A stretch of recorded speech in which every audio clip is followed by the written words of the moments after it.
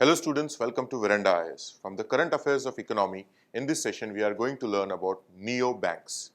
The learning objective of this particular session will be to discuss or define the neobanks, then explain the reason for neobanks being in news, then further we'll discuss the features of the neobanks. Then we will explain the working of the neobank and then list the advantages of the neobanks. Then we will also describe the neobanks in India. And with that, let's first of all introduce ourselves or know about what do we mean by the concept of neobank. Now we are living in digital age, so everything is turning digital. So paperless is the thing that we are all aware of it.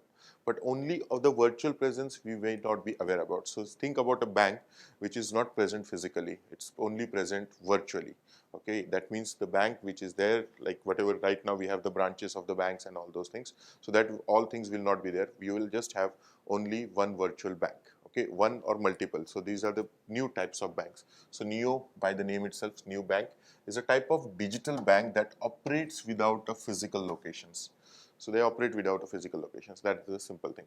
Now, neo banking is totally online rather than requiring physical presence at a specific place. Now, today, if we define a bank, then we define its online presence. Yes, we call it internet banking and all those things. But what do we mean by a bank? That there is certain place where at that place there are certain people who are sitting and who are doing the banking job. So there has to be a physical presence that we know about the banking system, but this is not having the physical presence at all. So it will not be present at any specific location, so it will be only existing virtually.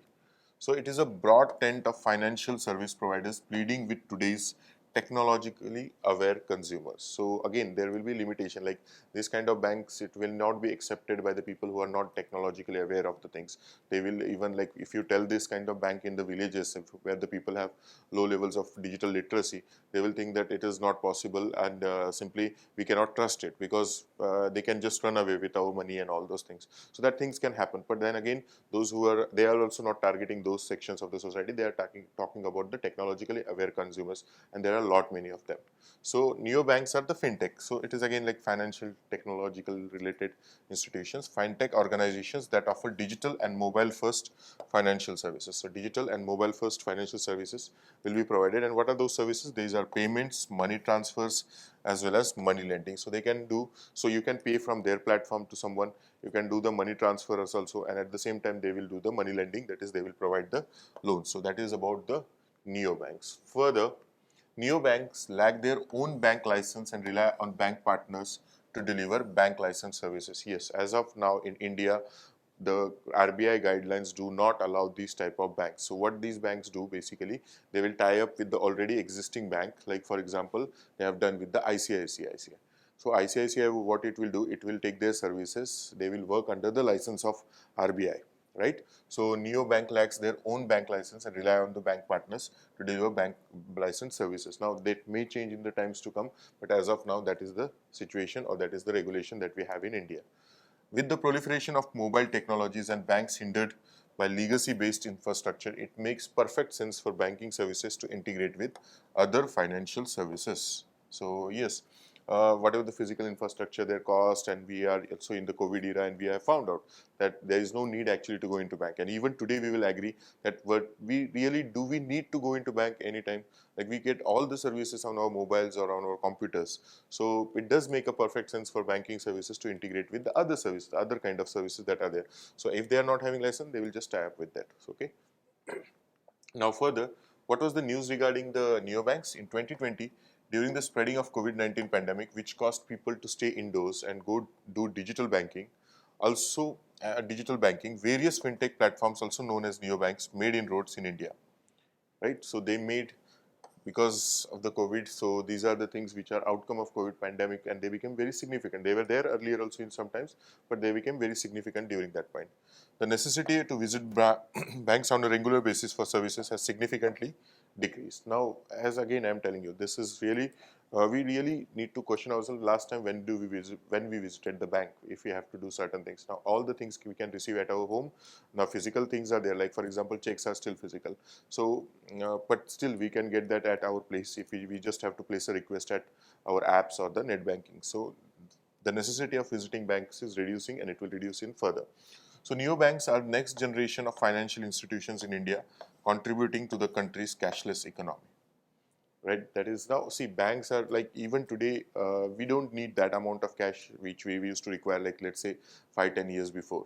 Like 5-10 years before, you required cash, you went to ATMs, and from ATMs either you had the point of selling POS machines, or or you could just do the internet banking. But nowadays, because of these fintech companies, wallets and all those things, you generally don't require the physical money. So what is it changing? So it is changing the or contributing towards the country's cashless economy, and cashless economy will play a significant role, and it has certain advantages also. Now further, what are the features of the neobanks? Let's say the features of the neobanks includes the following. They target certain consumer demographics that conventional banks do not care about, such as tech-savvy millennials and low-wage workers. So they can target both of them. Okay, so they can target and they can provide the services to them. Neobanks have lower fees and levies as well as rapid client retention. So they have low fees, so obviously whatever, like for example, there are many charges which banks actually charge to us. So there are lower fees when you are using the neobanks, and as well as rapid client retention, because they are providing the services which are very faster and all those things. So client retention will also be there. Cloud-based technologies were used to create the neobank website. So obviously cloud-based technology is like a technology which is very predominant right now, which is used everywhere. So it was used over here also.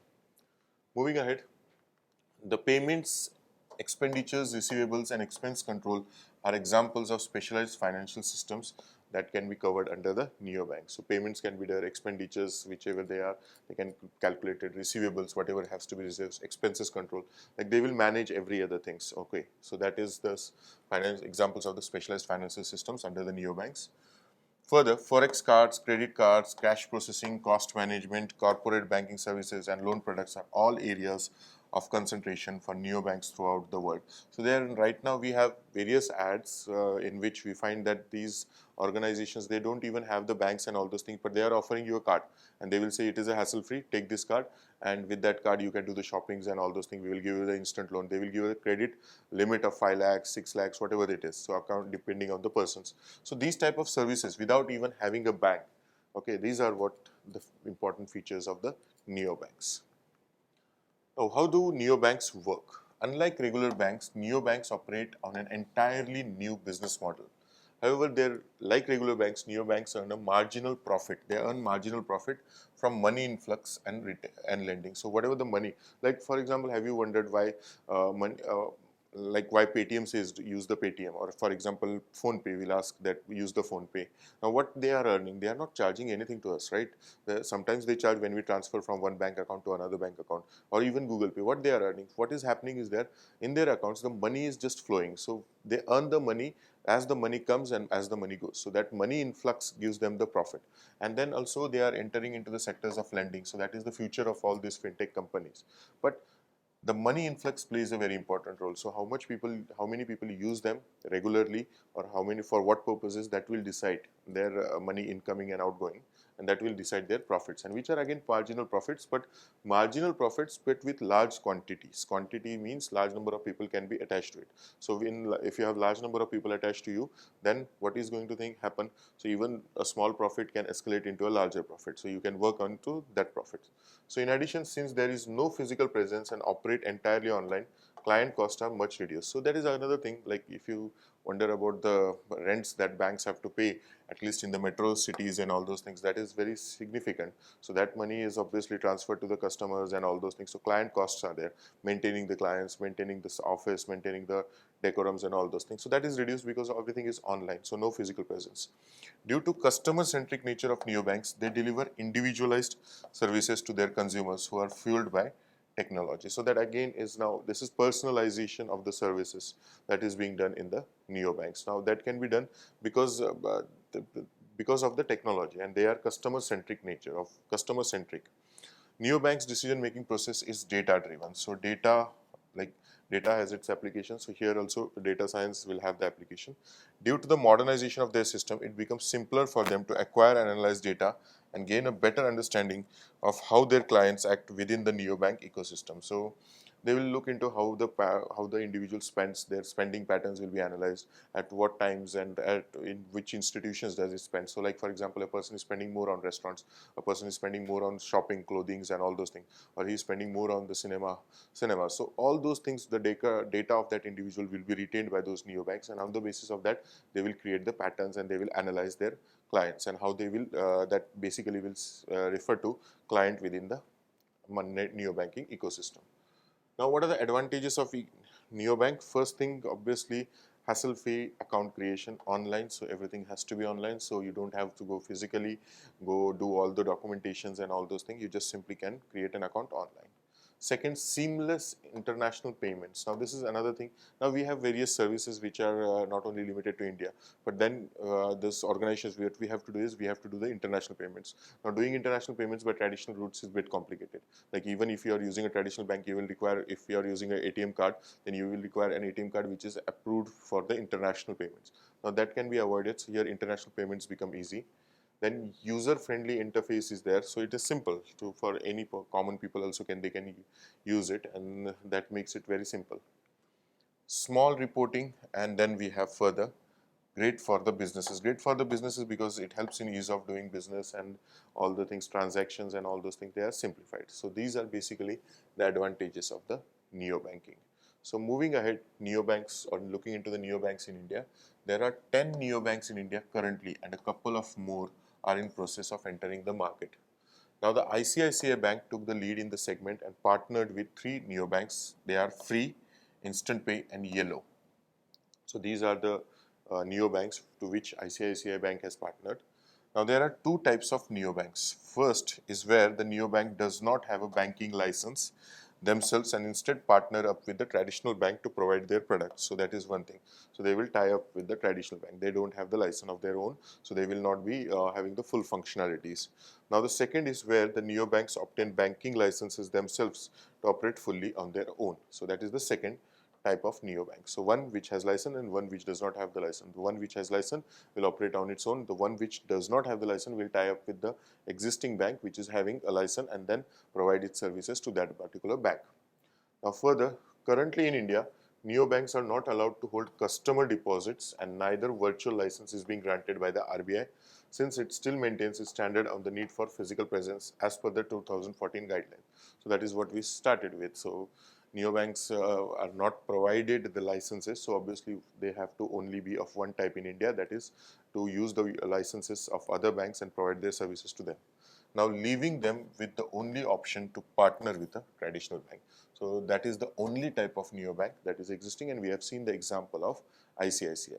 So then it's time to summarize what we have learned. We have learned the concept of neobanks. It's simple again, a bank which does not have the physical presence and everything is online.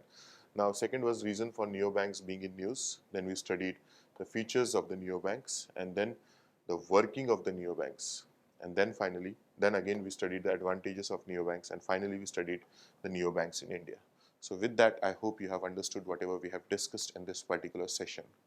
That's it for this session. See you in another one. Thank you.